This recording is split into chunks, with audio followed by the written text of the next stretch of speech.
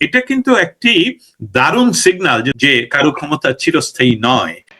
আন্তর্জাতিক পর্যায় থেকে এমন প্রেসার ক্রিয়েট করার পরও তারেক রহমান সরকারও কেন এদের এই চিঠিপত্র, এদের নিন্দা প্রতিবাদে আন্তর্জাতিক মহলের এগুলো কোনো পাত্তা দিচ্ছে না? এই যে আন্তর্জাতিক, মাত্র 3-4 দিন আগেও সিপিজেও উদ্বেগ প্রকাশ করলো। ইউনূস সরকারের সময়ও আন্তর্জাতিক বিভিন্ন সংস্থা তাদের মুক্তির জন্য চিঠি দিয়েছে, যোগাযোগ করেছে, নিন্দা জানিয়েছে, প্রতিবাদ জানিয়েছে। এখন এই বিএনপি সরকারকেও প্রথমবারের মতো সিপিজে খুবই স্ট্রং ভাষায়, খুবই শক্ত ভাষায় কিন্তু তাদেরকে মুক্তি দেওয়ার কথা বলেছে। তো আপনার কাছ থেকে একটু শুনতে চাই, যেহেতু আপনি যুক্তরাষ্ট্রে থাকেন আর স্টেট ডিপার্টমেন্টের মতো জায়গায় কাজ করেন, আপনার পর্যবেক্ষণ কি বলবেন, বিশ্লেষণই বা কি আপনার? আমি আমি প্রথমেই বলবো যে পাত্তা দিচ্ছে না এই বিষয়টা নিয়ে অন্যভাবে উত্থাপন করব। পাত্তা না দেয়া, যেমন আপনি যখন একটি বিষয়কে ইতিমধ্যে জানবেন যে আমি এই ব্রিজের উপর পা দিলে এটা ভেঙে যেতে পারে, তাহলে আপনাকে পিছন থেকে যতই প্রেসার করো না কেন আপনি অন্য কিছু চিন্তা করবেন যে কিভাবে এখানে পা দেয়া না যায়। সিপিজে এর কথা যেটা বলেছেন, আমরা দীর্ঘকালীন সময় ধরে, অন্ততপক্ষে আমার পক্ষ থেকে যখনই কোনো ধরনের সুযোগ হয়, এমনকি বিভিন্ন ক্যাম্পেইন তৈরি করে সিপিজির কাছে আমরা চেষ্টা করেছি, এবং সিপিজির কথা উল্লেখ করেছেন তারা আজকে নয়, আরো দুইবার, এমনকি ডক্টর ইউনূস সরকারের সময় তারা চিঠি পাঠিয়েছেন যে গণমাধ্যমকে আপনি ওয়াশিংটন, নিউ ইয়র্ক সিটিতে এসে বলে গেছেন যে আমার বিরুদ্ধে সমালোচনা করা, সবাই উন্মুক্ত সমালোচনা করতে পারবে, আপনার এখানেই ওরা কারাবন্দী। অতএব এখন কেন তারা কথা শুনছে না? বিষয়টা যদি হতো এরকম যে তুমি যদি তাদেরকে মুক্তি না দাও তাহলে আমরা স্যাংশন নেব, আমরা এই করবো, এটা এই পর্যায়ে নাই। এর একটা কারণ আছে, এই পর্যায়ে নেই এই কারণে যে বর্তমান যে সরকার, তারেক জিয়ার যে সরকার, তিনি আসলে নির্বাচিত সরকার নয়, আসলেই নির্বাচিত সরকার না। কারণ নির্বাচিত হওয়ার জন্য অন্তত পক্ষে অবাধ নির্বাচন হওয়া উচিত, সুষ্ঠুতা পরে আসি। অবাধের কথাটা হলো আমি দস্তগীর সহ সবাই অবাধে এই নির্বাচনে অংশগ্রহণ করতে পারে। অবাধ, আইন দ্বারা নিয়ন্ত্রিত নয়, আইন দ্বারা বাধাগ্রস্ত নয়, সেইটা বাইরে সবাই নির্বাচনে অংশগ্রহণ করতে পারবে। পৃথিবীর সকল দেশে যারা নির্বাচনে অংশগ্রহণ করে তারা দুইটা পক্ষ, কি একটা হলো রাজনৈতিক দল, আরেকটা হলো নিরপেক্ষ। এর বাইরে কেউ নির্বাচনে অংশগ্রহণ করে না। সকলে আসে একটা রাজনৈতিক ম্যানিফেস্টো নিয়ে, আরেক দল আসে নিরপেক্ষ নিয়ে। তাদেরকে অনেকে পৃথিবীতে বলেনি আমি লিবারাল ডেমোক্রেট, অমুক ডেমোক্রেট, তাদের বা বাম, চরম বাম, তাদের রাজনৈতিক দল নাই, তারা নিজের আইডিওলজি নিয়ে আসতে চায়। অতএব বাংলাদেশের নির্বাচন এবং বিশ্ব গণমাধ্যমের এই দিন এই কথাটা আমাদের মৌলিক স্বাধীনতার, মৌলিক যে কথা বলার অধিকার, এটার সাথে সংযুক্ত, মানবাধিকারের সংযুক্ত। এই জন্য আপনার প্রশ্নটা আমি এত লম্বা করে বলছি, আমি এটাতে ইন্টারেস্ট ফিল করি এইভাবে বলার জন্য। সেই বিষয়টা হলো যে বাংলাদেশের নির্বাচনকে আমরা তুলনা করব 14, 18, 24 এবং যে নির্বাচন তথাকথিত 12ই ফেব্রুয়ারির নির্বাচন। আচ্ছা, আমরা যদি দেখি 18ই 14 নির্বাচনে বাংলাদেশে কোন রাজনৈতিক দল নির্বাচনে অংশগ্রহণে নিষেধ ছিল না, 18তে ছিল না, 24-এ ছিল না, ইয়াতে ছিল, যেটা হলো 26-এ হলো, 12 নিষেধ ছিল, ইয়েস। আচ্ছা, এটার সাথে তুলনা করে আমরা যদি পিছনে ফিরে গিয়ে বলি জামায়াতে ইসলাম কি তো নির্বাচনে অংশগ্রহণ করতে দেওয়া হয়নি? Stop here. জামায়াতে ইসলামী সংগঠন হিসাবে বাংলাদেশে নিষিদ্ধ সংগঠন ছিল না।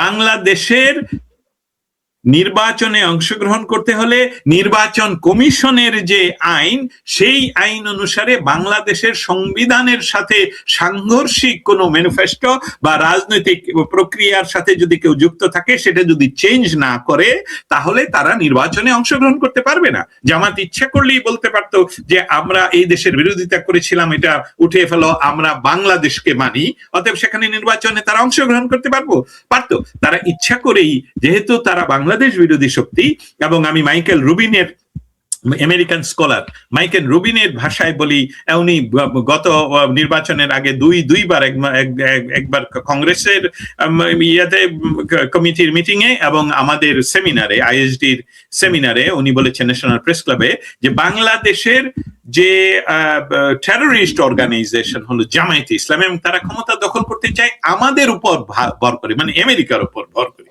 এবং এই স্বপ্ন তারা দেখেছিল, এবং তার জন্য তারা আওয়ামী লীগকে নিষিদ্ধ ঘোষণা করিয়েছিলেন। অতএব যেই আলোচনায় আসি যে মুক্ত গণমাধ্যম, মুক্ত বিষয়টা আসলে নির্বাচন হতে হবে অবাধ। অতএব এই নির্বাচনটা অবাধ ছিল না। এই নির্বাচনে একটি সুনির্দিষ্ট দল, যেই দলের কোনো ভাবে এই পৃথিবীতে এই দলটি কোনো ক্যান্টনমেন্ট থেকে ঘোষিত দল নয়, এই দলটি জনমানবের উৎপত্তি স্থল থেকে মানুষের অধিকারের কথা বলতে গিয়েই এই দলের উৎপত্তি, এবং বাংলাদেশের উৎপত্তির সাথে, বাংলাদেশের জন্মের সাথে, যেই দেশের আজকে কেউ প্রধানমন্ত্রী হতে চায়, স্বরাষ্ট্রমন্ত্রী হতে চায়, যেই দেশকে তারা মেটিকুলাসলি ডিজাইন করে দখল করে ক্ষমতা নিতে চায় বা নেয়, সেই দেশের জন্য যেই দলটি কাজ করলো তাকে নিষিদ্ধ করার কি কারণ থাকতে পারে? বিচারবিহীন নিষিদ্ধ তো হবে না, এবং বিচারের জন্য তো ওই ধারাগুলো প্রয়োগ করতে হবে, যেই ধারাগুলোর হতে একটা রাষ্ট্রের একটা সংগঠনকে আপনি এইভাবে নির্বাচন বা নিষিদ্ধ ঘোষণা করার আগে দেখাতে হবে যে তারা রাষ্ট্রের কি কি আইন লঙ্ঘন করেছে। এখন দেখা যাচ্ছে লুঙ্গির নিচে বসে তাদের নামে অনেকে খুন করেছে, তারা আবার এনসিপি নামক একটি পার্টি গঠন করলো এবং শিবিরে ফেরত গেল। তাহলে তাদেরকে ধরছেন না কেন? তারাই তো ছাত্রলীগের নামে এই কাজগুলো করলেন। অতএব গণমাধ্যমের যে স্বাধীনতা, সেই স্বাধীনতা নিশ্চিত করতে হলে আমাদেরকে একটি অবাধ নির্বাচনের ব্যবস্থা করতে হবে। সেই অবাধ নির্বাচনটা গত ফেব্রুয়ারি হয়নি, যার ফলশ্রুতিতে বাংলাদেশের এই সরকার নির্বাচিত সরকার নয়। এই জন্যই তারা ভয় পাচ্ছে যে আমরা যদি কাজ করি আর ওরা যদি আমাদের বিরুদ্ধে লেখা শুরু করে তাহলে আমরা পড়ে যাব। সাংবাদিক বারবার বলি, ভাই আমরা আমেরিকাতে নির্বাচনের আগে নির্বাচনের পরে আমরা কিন্তু রাজনৈতিক দলকে এন্ডোর্স করি। রাজনৈতিক দল, আমি যদি বলি আমি ট্রাম্পের সাপোর্টারের অর্থ এই নয় যে আমাকে বাইডেন নিয়ে জেলে বন্দি করে রাখবে বিনা কারণে, এটা সম্ভব নয়। কিন্তু বাংলাদেশ তো আর আমেরিকা হবে না। কিন্তু একটা কথা মনে রাখা খুবই দরকার, সেটা হলো যে কারো ক্ষমতা চিরস্থায়ী নয়। 15 বছর আওয়ামী লীগ ক্ষমতায় ছিল। আওয়ামী লীগের যে ব্যবস্থা, যে বাংলাদেশে যে মেটিকুলাসলি ডিজাইনের যে অংশ হিসাবে আওয়ামী লীগকে ক্ষমতাচ্যুত করা হলো, আওয়ামী লীগ, আমি এইভাবে বলবো, আওয়ামী লীগ যদি রাষ্ট্রকে খেপিয়ে তোলার ব্যবস্থাটা বন্ধ করতে পারতো তাহলে আওয়ামী লীগকে সরিয়ে দেওয়া, নির্বাচিত সরকারকে সরিয়ে দেওয়া তারা পারতো না। সেখানে সরকারকে খেপিয়ে দেওয়ার চেয়ে রাষ্ট্রকে খেপিয়ে তোলার পরই, যেটা হলো সশস্ত্র বাহিনী যখন হস্তক্ষেপ করে, সেখানে এই সমস্যাগুলো দেখা যায়। অতএব সিপিজির কথা বলবো, স্টেট ডিপার্টমেন্টের কথা বলবো, কিন্তু আপনাদের কাছে ফিরে যাই। আপনাদের অতি প্রিয়জন মানুষ মাহফুজ আনাম, এই ব্যক্তিটি সম্বন্ধে আমি তিনটি তথ্য আপনাদের সামনে তুলে ধরতে চাই। তাহলেই আমরা তুলনা করতে পারবো যে উনি কখন মুক্ত গণমাধ্যমের মতন কাজ করতে পেরেছিলেন। অন্তত 2016 সনে তিনি বলেছেন, ডিজিএফআই এর দেয়া ভিত্তিহীন খবর ডেইলি স্টারে ছাপার কথা স্বীকার করলেন মাহফুজ আনাম। এটা বাংলাদেশের সংবাদ 2016 সনে। আচ্ছা, 2024 সনের জুন মাসে উনি বললেন, আমরা আইজিপি বেনজিরের কুকর্ম সম্পর্কে জানতাম কিন্তু ভয়ে প্রকাশ করিনি। আচ্ছা, তারপর এখন 2026 সনের আজকে মে মাসে এসে উনি বলছেন সবসময় সত্যের পক্ষে দাঁড়িয়েছে ডেইলি স্টার। এখন আমি এই তিনটা কেন আনলাম? উনি কি আগের কথাগুলো তো শেখ হাসিনার আমলে বলছেন, তার জন্য তো ওনার কারা নির্যাতনের কোনো সম্ভাবনা দেখি নেই, হয় উনি। এখন উনি কেন বলছেন সে সবসময় সত্যের পক্ষে দাঁড়িয়েছিলাম? তাহলে এটা দুইটা বিষয় আনতে পারি। এক হলো ওনাকে গান পয়েন্টে বলা হচ্ছে যে তোমাকে বলতে হবে যে আমরা সব সত্যের পক্ষে ছিলাম, অথবা উনি মিথ্যা বলছেন যে উনি কখনোই সত্যের পক্ষে ছিলেন না। আগের কথাগুলো এটা প্রমাণিত হয় যে উনি সত্যের পক্ষে ছিলেন না কখনই। অতএব উনি, বিষয়টা হলো, আমাকে যদি বলা হয় যে আমাকে জোর করে করানো হয়েছে এবং সেটা তার সরকারের আমলেই বলার সুযোগ থাকে, তাহলে আপনি তো বলে দিচ্ছেন আপনি তো মুক্ত আপনি মুক্ত বলার জন্য, আপনার এর জন্য কোনো জেল জরিমানা হয়নি। আজকে কিন্তু আপনি পারছেন না। এখন বিষয়টা হলো ওয়াশিংটন ডিসি তে যে ন্যাশনাল প্রেস ক্লাব, এই প্রেস ক্লাবের আমাদের প্রেস ফ্রিডম একটি ক্লাব আছে, আমরা আলাদাভাবে এটা করি, সেখানে আমি সংযুক্ত। সেখানে প্রাক্তন একজন বিএনপি পন্থী সাংবাদিক সেটার সাথে যুক্ত ছিলেন বা এখন আছেন কিনা জানি না। সেখানে বাংলাদেশের এই চিত্রগুলো আমি প্রতিনিয়ত তুলে ধরার চেষ্টা করি যখনই আমাদের মিটিং হয়, সভা হয়, আড্ডা হয়, অনলাইন আড্ডা হয়, এবং তারা এই নামগুলো ইতিমধ্যে জানেন। প্রেস ক্লাবে মাঝে মধ্যে তাদের স্ক্রিনে পৃথিবীর কোন জায়গায় কোন ধরনের সাংবাদিকরা নির্যাতিত হচ্ছে, কারাবন্দী আছে, অনেকের আবার তার ছবির শেষে, নামের শেষে আবার দিনগুলো পর্যন্ত স্ক্রলিং করতে থাকে কতদিন ধরে। সেখানে সেই চেষ্টা আমি করেছি, একবার সফল হয়েছে, প্রতিদিন হয়তো বা আবার সফল হব। এটা একটা বিষয়। স্টেট ডিপার্টমেন্টের এরা সকলেই ইতিমধ্যে জানে যে বাংলাদেশের কারা কারা নির্যাতিত। এখানে একটা আন্ত উপমহাদেশের একটা বিষয় রয়েছে যেটাতে নির্ভরতার জায়গাটা ভারত যে কাজটুকু করছে ভারতের জন্য, আমেরিকা সরাসরি জয়লাভ করেছে সেখানে, আমি এইভাবে বলবো। অতএব তারা নির্ভেজাল ভাবে যতদিন পর্যন্ত তাদের কাজগুলো উদ্ধার করা যায় ততদিন পর্যন্ত বাংলাদেশ সরকারকে তো তারা বলে রাখেনি তুমি ওদেরকে মুক্ত করে দাও। এটা তাদের বলা না, এটা তাদের ইন্টারেস্ট না, এবং তারা সরাসরি এটা বলবেও না। তারা যেটা বলবে সেটা হলো যে আমরা তো বলছি যে তোমরা এই লোকগুলোকে মুক্ত না, বাংলাদেশ সহ পৃথিবীর সমস্ত জায়গায় আমরা মুক্ত গণমাধ্যমে বিশ্বাস করি, সমালোচনার অধিকার সকলেরই আছে, এটা তারা বলে, এবং বাংলাদেশও সবাই এটাকে রেসপেক্ট করবে সেটাই বলে।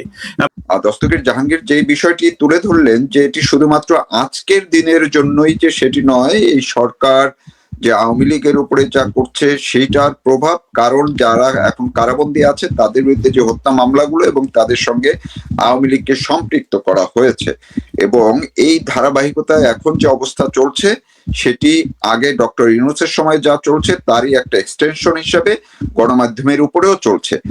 অনেককে হত্যা করা হয়েছে, টুটি চেপে ধরা হয়েছে।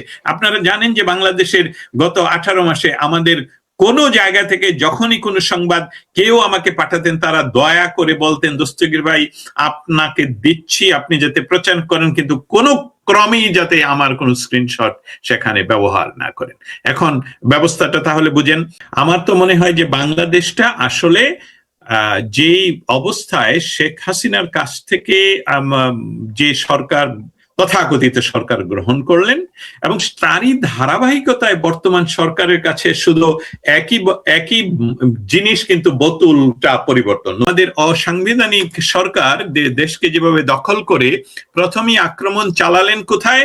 একটি বক্তব্যের মাধ্যমে বললেন তিনি এসে যে সমালোচনা করুন, আপনারা মুক্ত, আপনারা আমার বিরুদ্ধে সমালোচনা করুন। ইউনূসের অধীনে যে সরকার, সেই সরকারের আমরা নজরুলের কথা বলি, আইনমন্ত্রী ছিলেন।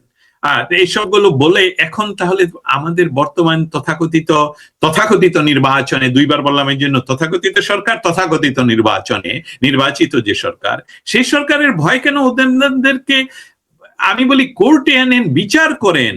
এর 18 মাসে তো আপনারা তো 3 মাসে শেখ হাসিনা, যিনি বর্তমান সময়ের বা বিশ্বের বাংলাদেশের ইতিহাসের সর্বশেষ স্বাধীন প্রধানমন্ত্রী ছিলেন, আই রিপিট ইট, সর্বশেষ স্বাধীন প্রধানমন্ত্রী ছিলেন, তাকে তো আপনারা 3 মাসে ফাঁসির আদেশ দিয়ে দিলেন।